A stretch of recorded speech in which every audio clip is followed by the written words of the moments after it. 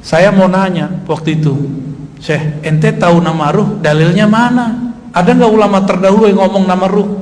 Jadi dulu saya termasuk meragukan nama ruh,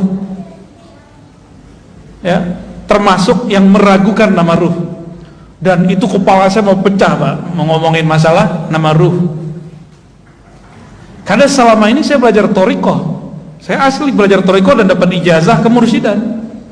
Beda dengan orang di luar sana yang anti dengan masalah ini, dia belajar thoriqahnya cuma lewat kitab atau cuma baca rotib-rotib aja, nggak pernah suluk 40 hari, nggak pernah suluk sekian hari, nggak pernah ikut suluk tarekat apa. Saya ngikutin dan emang nggak ketemu dalam kitab-kitab yang pernah saya baca. Ternyata saya kurang baca kitab. Ada ternyata. Kata beliau, ente cari, lagi main PS. Ini orang nggak pernah nyantri, Pak. Tapi dia bilang, saya belajar kitab tasawuf bukan di sini, tapi di alam lain. Wah, kan pusing lagi kita. Selama ini saya tahu nama kitabnya Ghunyah, karya Syekh Abdul Qadir Jilani. Lagi habis main PS dia bilang, tutup. Kamu kalau ragu bab ruh, padahal saya nggak nanya, Pak, cuma di hati doang. Kamu kalau ragu masalah ruh, cari kitab Syekh Abdul Qadir Jilani, buka kitab Al-Ghunyah. Kitab apa? Al-Ghunyah. Saya mikir, kapan orang ini baca kitab Ghunyah? Kitab itu saya udah punya, cuma nggak tahu waktu pindahan nggak ketemu. Saya beli lagi itu kitab. Bener, sekarang 2 eksemplar saya punya, ketemu lagi itu kitab. Jadi saya beli kitab itu seminggu setelah dari ketemu. Saya waktu itu datang sekali seminggu. Udah hampir khatam nggak ketemu-ketemu. Tambah shock di hati nih. Oh, kayaknya nih asal tebak-tebakan doang nih. Tapi kemudian masih ada sisa 1/5 lagi belum saya baca. Tutuplah. Kirim dulu Fatihah ke Nabi sallallahu alaihi wasallam. Al-Fatihah li ruhin Nabi sallallahu alaihi wasallam. Lalu saya Fatihain juga beliau yang bilang itu. Kalau ente benar nih pasti ketemu langsung nih. Benar, saya buka ketemu halaman itu langsung. Tapi ketika buka itu, saya udah bolak-balik belum paham juga. Baca balik. Bagian mana ya? Ulang lagi. Yang ketiga baru ketemu. Jadi ketika seseorang jadi murid, ya, ini ada orang jadi murid nih.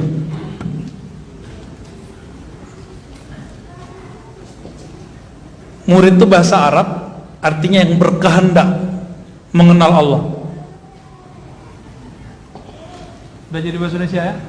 Ini pertanda bahwa dulu yang jadi guru di negeri ini adalah para sufi. Ya.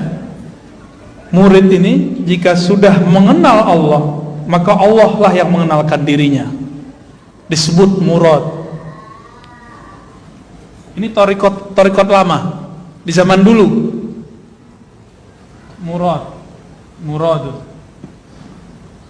Murad itu Allah yang mengenalkan diri kepadanya.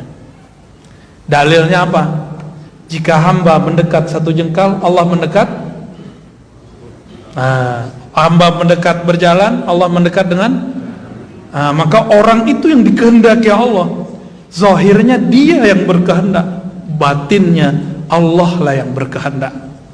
Maka disebut murad. Jika si murid sudah faham bab ini, dia nggak merasa zikirnya lagi yang hebat, dia nggak merasa sholatnya lagi yang dahsyat, tapi dia merasa semua ini anugerah dari Allah, baru disebut murad.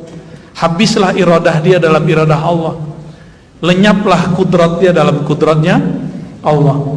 Ketika itu Syekh Abdul Qadir berkata, Allah akan menamakannya dengan nama-nama yang hanya Allah yang tahu. Hanya Allah yang tahu itu maknanya 2. Benar hanya Allah yang tahu dan para walinya atau nabi-nabi.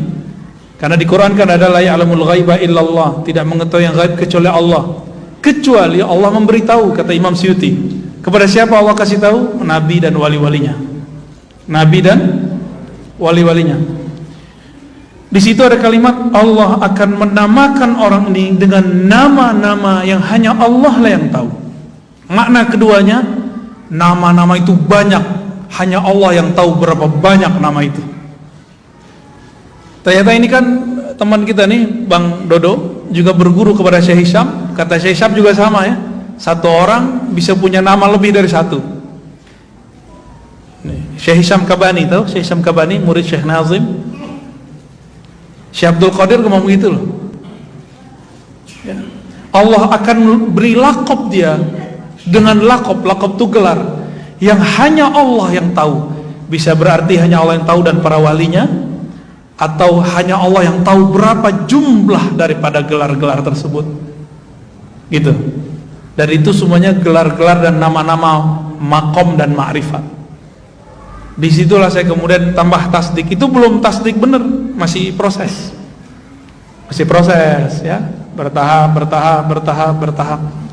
Maka teman-teman, apa yang diragukan oleh kawan-kawan saya para asatidz sekarang, saya memaklumi dan saya tidak marah ya. Jadi antum, para dai, para masyayikh, mungkin sebagian habaib yang meragukan ini, saya tidak akan marah, saya tidak akan suudzon. Mungkin ada bahasa saya yang belum lengkap yang saya sampaikan sehingga antum ingkar, dan saya tidak akan marah. Maafkan jika ada kalam yang kurang pas. Maka sekarang saya buka kitabnya itu. Sebenarnya kalau mengikuti kajian saya dari awal, di Ribat kita sudah buka ya, di Ribat sudah lengkap. Ada ngikutin channel Ribat? Ikutin yang awal-awal. Yang awal-awal itu masih ada kajian tentang kitab yang menyebutkan nama ruh. Bahkan kita tampilkan di situ kitabnya. Ya. Jadi nanti salah satu persoalan yang akan saya dikritik ya, masalah nama ruh. Dan perlu diketahui teman-teman, ini bukan bab akidah. Ini cuma bab tasawuf. Sebagaimana di fikih ada perbedaan, di mazhab Asy'ari ada perbedaan, dalam tasawuf juga ada perbedaan. Kalau tidak percaya, tidak apa-apa.